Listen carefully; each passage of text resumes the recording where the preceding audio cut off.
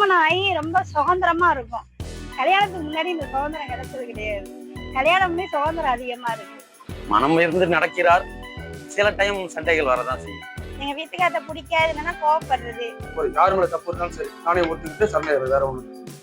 திருமணம் ஆகி ரொம்ப சுதந்திரமா இருக்கும். கல்யாணத்துக்கு முன்னாடி இந்த சுதந்திரம் கிடைச்சது கிடையாது. கல்யாணம்லயே சுதந்திரம் அதிகமா இருக்கு. அந்த சுதந்திரத்தை கொடுத்துருக்காங்க. என் மனைவினால நிறைய பெற்றிருக்கேன்.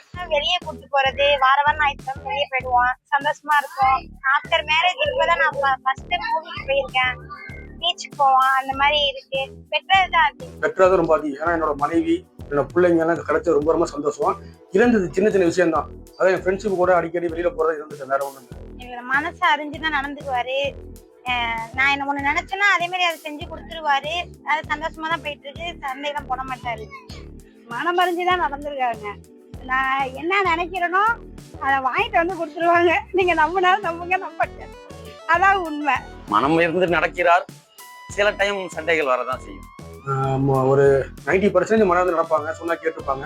சின்ன சின்ன சண்டை போட்டுப்பாங்க. எப்பயாவது வெளில போனா கூப்பிடுவாங்க, வர முடியாது, அப்பப்போ சண்டை போடுவாங்க. அதான் வேற ஒண்ணு இல்லை. அவர்கிட்ட பிடிச்சது என்னன்னா நான் என்ன கேட்கிறேனோ என்ன செய்யறேனோ அதுக்கு தடை விதிக்க மாட்டாரு.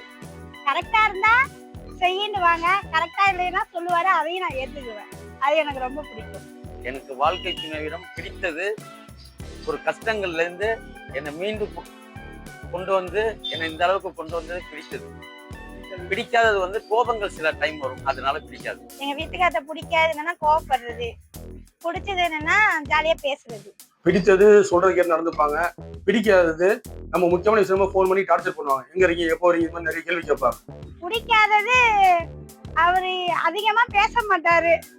நிறைய எங்கேயும் வர மாட்டாங்க வெளியே கூப்பிட்டா. அதுதான், மற்றபடி ஒண்ணும் இல்லை. திருத்தி கொண்ட விஷயங்கள் நிறைய இருக்கு. எனக்கு கெட்ட பழக்கங்கள் கொஞ்சம் இருந்துச்சு, அதை திருத்திக்கிட்டேன். விட்டு கொடுக்கறது என்னன்னா அவங்களோட இதை வந்து நான் விட்டு கொடுப்பேன். அவங்களுக்கு என்ன இஷ்டமோ இருக்கோ அதை நான் விட்டு கொடுப்பேன். கோவமா பேசுறது நிறுத்திடணும்னு நான் நினைக்கிறேன். என்னோட கோவம் தான் அதிகமா இருக்கும். முன்னாடி பாத்தீங்கன்னா நிறைய நான் ட்ரிங்க்ஸ் அடிப்பேன். இவன் பொண்டாட்டிக்காக தெரியாம அடிக்கிறது, எப்படி அடிக்கிறது, திருத்தி கொண்டது அட்ஜஸ்ட் பண்ணி போறது. யாரு மேல தப்பு இருந்தாலும் சரி நானே ஒத்துக்கிட்டு சண்டை வேற ஒண்ணு. எங்க வீட்டுக்காரங்களுக்காக விட்டு கொடுத்தது என்னன்னா அவர் எல்லாமே எனக்கு செஞ்சிருக்காரு. ஆனா அவரும் வெளியே வந்து சுதந்திரமா சுத்த மாட்டாங்க. நான் ஆசைப்படுவேன் வெளியே சினிமாவுக்கு போகணும், பார்க்குக்கு போகணும், பீச்சுக்கு போகணும்ட்டு. அது வந்து எங்க வீட்டுக்காரருக்காக நான் விட்டு கொடுத்துட்டேன்.